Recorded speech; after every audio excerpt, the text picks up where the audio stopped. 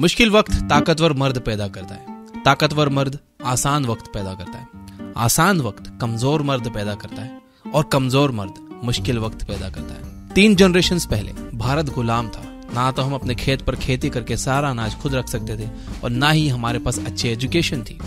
ये मुश्किल वक्त था। इस मुश्किल वक्त में कुछ स्ट्रांग लोगों ने लड़कर हमें आज़ादी दिलाई। इसके बाद कुछ दूसरे स्ट्रांग लोगों ने मिलकर हमारे देश का कॉन्स्टिट्यूशन बनाया, रोड्स बनाए, एयरपोर्ट्स और रेलवे स्टेशंस बनाए, IITs और IIMs बनाए और बहुत सारी सरकारी कंपनीज बनाई जो आज हमारे देश की शान है, जिन्हें हम नवरत्न कंपनीज कहते हैं। उन स्ट्रांग लोगों ने इंटरनेट और स्मार्टफोन्स इंट्रोड्यूस किया। इन स्ट्रांग लोगों ने हमारे देश को वहां पर पहुंचाया जहां पर हम आज हैं।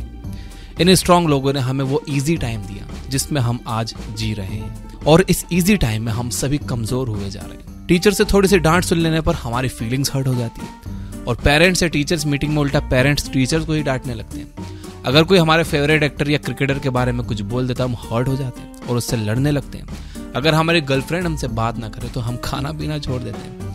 हमारे पास ना तो फिजिकल स्ट्रेंथ है, ना ही मेंटल टफनेस और ना ही इमोशनल रेजिलियंस। हम कमजोर मर्द हैं जो पॉर्न, गेम्स, सोशल मीडिया और दूसरे प्लेजर्स में अपनी लाइफ निकाल रहे हैं।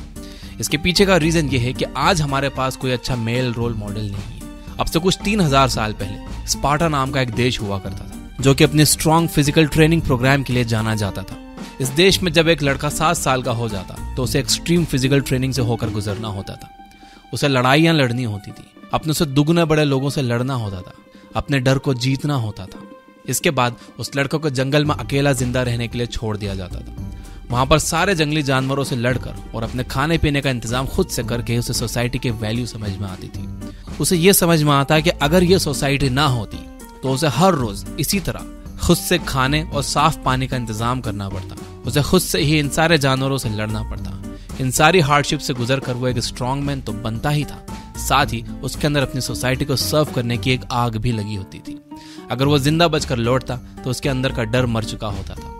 वो एक लड़के से एक मर्द बन चुका होता था और अपने लोगों की रक्षा करने के लिए वो अपनी जान देने के लिए भी तैयार होता था। लोग खूब धूमधाम से उसका स्वागत करते थे। वहीं अगर वो बचकर लौट नहीं पाता तो लोग उसे याद भी नहीं करते थे।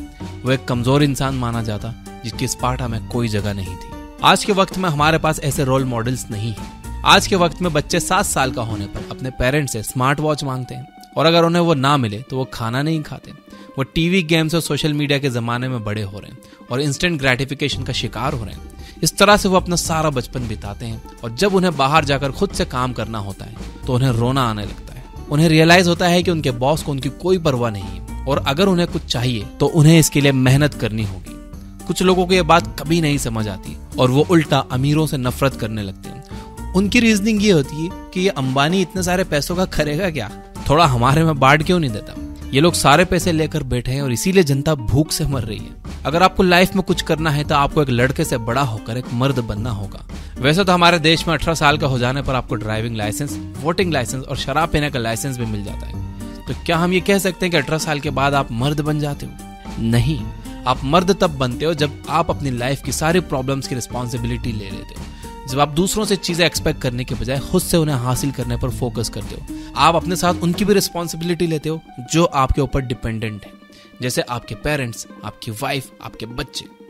आप इनकी प्रॉब्लम्स को भी अपनी प्रॉब्लम्स की तरह देखते हो और उन्हें सॉल्व करने के लिए अपनी पूरी जान लगा देते हो। इस डेफिनेशन के हिसाब से वो 10 साल का बच्चा भी मर्द है जिसे आप सब्जी के ठेले पर सब्जी बेचते हुए या रेस्टोरेंट में वेटर का काम करते हुए देखते हो। और इसी डेफिनेशन के हिसाब से वो 50 साल का आदमी अभी बच्चा ही है जो ये एक्सपेक्ट करता है कि सरकार को उसे फ्री में खाना, पानी और बिजली देनी चाहिए। मेरी इस बात से अग्री करते हो तो वीडियो को लाइक जरूर करना और कमेंट में यस जरूर लिख देना। अब आइए नेक्स्ट क्वेश्चन पर चलते हैं। वो कौन सी चीजें हैं जो आपको एक असली मर्द बनाती हैं? इस क्वेश्चन के काफी सारे आंसर्स आपको मिल जाएंगे। कुछ लोग कहेंगे एक असली मर्द वो है जो औरत पर कभी हाथ ना उठाए और उन्हें रिस्पेक्ट दे। कुछ लोग कहेंगे कि एक असली मर्द वो है जो अपनी फैमिली के साथ टाइम स्पेंड करे। यहाँ पर मैं आपको 2 किस्म के लोगों के बारे में बताना चाहूंगा, good man and man who are good at being a man. Good man होने का मतलब है आप एक अच्छे इंसान हो, आप सबकी हाँ में हाँ भर देते हो, कभी किसी से झगड़ा नहीं करते, कॉन्फ्लिक्ट अवॉइड करते हो और अपना काम ईमानदारी से करते हो। लेकिन being good at being a man का मतलब है आप टफ, कॉम्पिटिटिव, मेंटली रेजिलिएंट और करेजियस हो। If you are just a good man but not good at being a man तो आप बेसिकली एक गुलाम हो। जैसे एक गुलाम अपने सारे काम करता है किसी की बात नहीं टालता, किसी को नुकसान नहीं पहुंचाता, उसी तरह आप भी अपना काम करोगे और एक दिन मर जाओगे। आपको कोई याद नहीं रखेगा। फीमेल्स भी आपकी तरफ अट्रैक्ट नहीं होंगी, क्योंकि फीमेल्स उन लड़कों की तरफ अट्रैक्ट होती हैं जिनकी रिस्पेक्ट हर लड़का करता है, ना कि उस लड़के की तरफ जिसके पीछे हर लड़की पागल है। दूसरी तरफ if you are only good at being a man but not a good man, तो आप गैंगस्टर या टेररिस्ट हो। टेररिस्ट भी टफ होते हैं, लड़ाकू होते हैं, टाइम आने पर जान भी दे सकते हैं और ले भी सकते हैं, लेकिन इस तरह के लोग एक पीसफुल सोसाइटी में नहीं रह सकते। ये लोग अल्टीमेटली हार जाते हैं। एक पीसफुल सोसाइटी में रहने के लिए आपको दोनों बनना होगा, अ good man and a man who is good at being a man. आपको इतना स्ट्रांग बनना होगा कि आप हर उस चीज को हासिल कर सकें जिसे आप चाहते हो, और साथ ही आपको अपनी रिस्पॉन्सिबिलिटीज को भी पूरी तरह से उठाना होगा। अब आइए अपने लास्ट क्वेश्चन पर चलते हैं। वो कौन सी चीजें हैं जिन्हें करने से आप एक असली मर्द बन सकते हो? इसका आंसर काफी सिंपल है। 3 बेसिक चीजें मैं बता रहा हूं। Number 1, master a useful skill.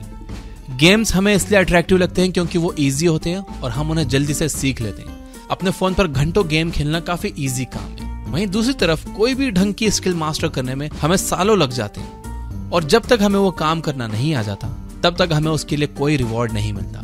आपको सबसे पहले कोई एक यूजफुल स्किल मास्टर करनी होगी। Number 2, be physically fit. History में कोई ऐसा टाइम नहीं था जिसमें फिजिकल फिटनेस को अहमियत ना दी गई हो। अगर आप स्ट्रांग होगे तो दूसरे लोग आपकी रिस्पेक्ट करेंगे, आपको एडमायर करेंगे और आपके जैसा बनना चाहेंगे। और नंबर 3 है, बी मेंटली टफ। अगर छोटी छोटी बातों पर आपके इमोशंस हर्ट हो जाते हैं, अगर आप हर बात को लेकर ऑफेंड या गुस्सा हो जाते हो, अगर आप हर वक्त चीजों को लेकर कंप्लेन करते रहते हो, और अगर लोग आसानी से आपको चिढ़ा सकते हैं, तो आप असली मर्द नहीं हो। मेंटली टफ होने का मतलब अपने इमोशंस को अपने कंट्रोल में रखना है। जब आप दुनिया की इन छोटी छोटी प्रॉब्लम से ऊपर उठ जाओगे तो ही आप बड़ी प्रॉब्लम्स को सॉल्व करने के लायक बनोगे। ये बातें मैंने आपको बताई है स्टीफन आर्नियो की book hard times create strong man. इस वीडियो की बातों से एग्री करते हो तो कमेंट में यस जरूर लिखना। अगर यहाँ तक ये वीडियो देख रहे हो तो लाइक जरूर करना, ताकि मुझे पता चल जाए कि यहाँ तक कितने लोगों ने देखा है। यह बुक एप्पल स्टीव हार्वे की best selling book act like a lady think like a man की हिंदी बुक समरी सुनना ना भूलना। अब अगर आप मेरी लेटेस्ट वीडियो देखना चाहते हो तो राइट साइड वाली वीडियो पे क्लिक करो, और अगर आप चाणक्य नीति से चालाकियां सीखना चाहते हो तो लेफ्ट साइड वाली वीडियो पे क्लिक करो। Finally, you guys are amazing. Keep reading, keep learning, keep growing. Thank you for watching.